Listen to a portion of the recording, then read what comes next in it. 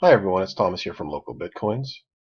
I'm going to just give you hopefully a brief video here just to give you an introduction on how to make a trade and eliminate some of the confusion so that you can get into the process of getting yourself some Bitcoin. When you first come to the website and you've signed up, I'm assuming that you've already got your account set up. If you haven't, we've got a video for that.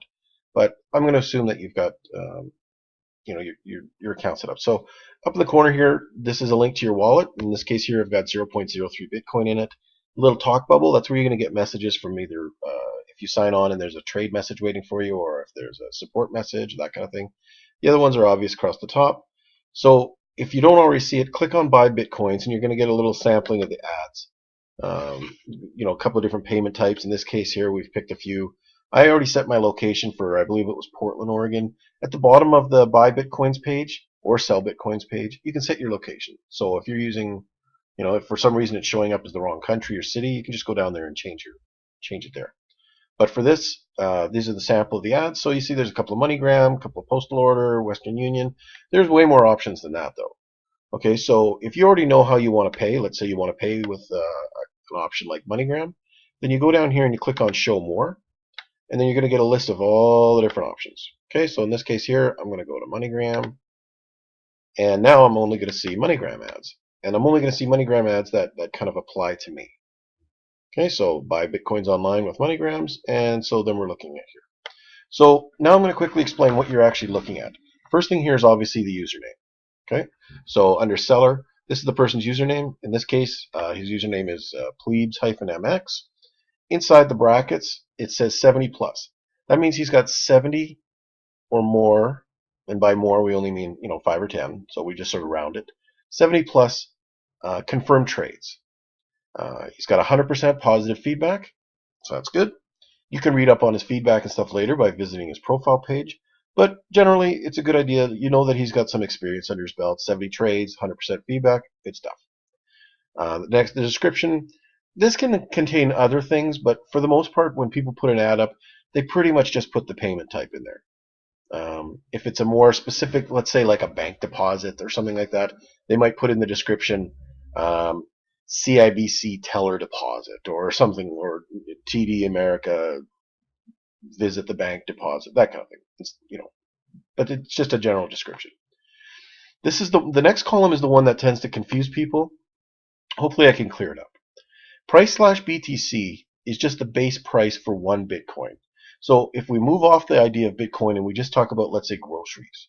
If you go to a grocery store and you're going to buy a pound of ground beef, I don't have any idea how much it costs, but let's just say for the sake of argument it costs $4 a pound. Okay? Well, another store it might be $3.95 a pound. Another store it might be $4.75 a pound. It doesn't mean that you're obligated to buy a pound of ground beef. You could buy 5 pounds if they allow it, or you could buy 1,000 pounds if they allow it, or you could buy half a pound if they allow it. The key is that you know from store to store what they're basically charging you, because one's $4.75 a pound, one's $4 a pound, one's $3.75 a pound, so you know already. Okay, so in this case here, we're talking about Bitcoin. So we're just talking about the base price for one complete Bitcoin. So in the case of the first guy here, his price for one Bitcoin is $282.17. Okay, so then as we go down, you see $290, $291. The prices vary. Each seller is allowed to set their own price. We don't, interfere with that.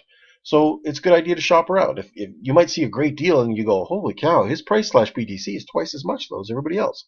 So you might have you scratching your head a little bit. That price is locked in. You can't open up a trade and negotiate a different price or anything like that.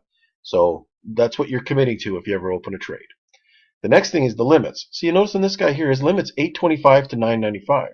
So in other words, if one Bitcoin is 282, but his limits are 825 to 995, you can't just buy one Bitcoin, right? Because the limits is how much he's willing to accept in currency from you in the trade. So another case here, 825. So we're going to click on buy, but you're not actually committing to buy. You're just going to actually open up the ad. Okay, so I'm going to click on buy. So now, let's say I only wanted one Bitcoin, right? And I put it in here. Well, you'll notice that the price is red. And the reason the price is red, you can't open a trade for that little. Okay, the minimum you can open up a trade is 825. So in other words, even though its base price, to give you an idea how much per Bitcoin it is 282. If I put in 825, the minimum you can buy off this fellow is 2.92 Bitcoin. Okay, so that's what price slash BTC means, and that's what the trade limits mean. Okay, there's his location. Now, this is really important. Okay, you see that? 180-minute payment window. That's your window. That's not his. Okay, that's the window that you have, excuse me, to open up a trade, chat with him, get the information. A lot of times they give a bunch of the information over here, but when it comes to options like MoneyGram, under the terms, it's pretty unlikely he's going to indicate in the terms where you're going to be sending the money as far as the name and the city and stuff like that, because they have their own reasons, but they want the trade to be opened first. So basically, let's say I had put in 825. Then when I'm ready to open the trade, I could throw in a little note here, especially if you're new. You might want to basically send a note that just says, hi, I'm new. Help me out, please.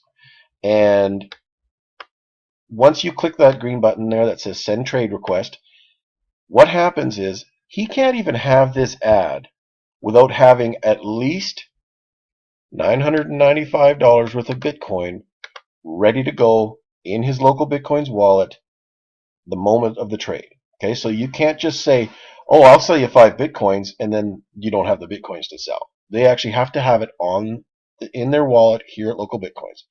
The moment that you send in that trade request, we take, let's say we did it for 825.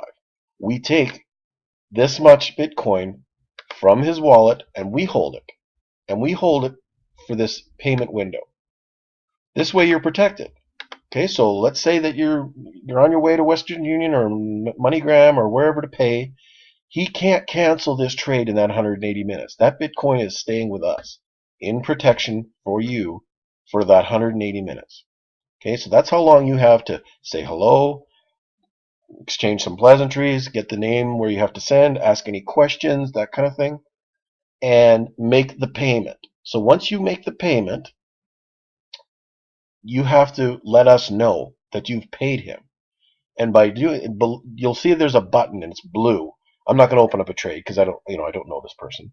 And there's a button and it says mark trade as complete, or pardon me, not mark trade, mark payment as complete. That's not saying that he paid you. That's saying that you paid him. So depending on the region you're in and the language translation, it might say something like mark payment as complete or mark payment as paid. But that's all that button is. You're not, at no point are you telling us you've been paid in Bitcoin from him. You never have to indicate that to us. All that page, when you have the trade open, is you letting us know, okay, I've paid this guy, right? So when you do that, this timer on the 180 minutes, it stops, okay? And once you've pressed it, that Bitcoin is locked into escrow now. It can't go anywhere now until a couple of things happen. Either the seller confirms that he's been paid, and then he indicates to us, okay, release the escrow.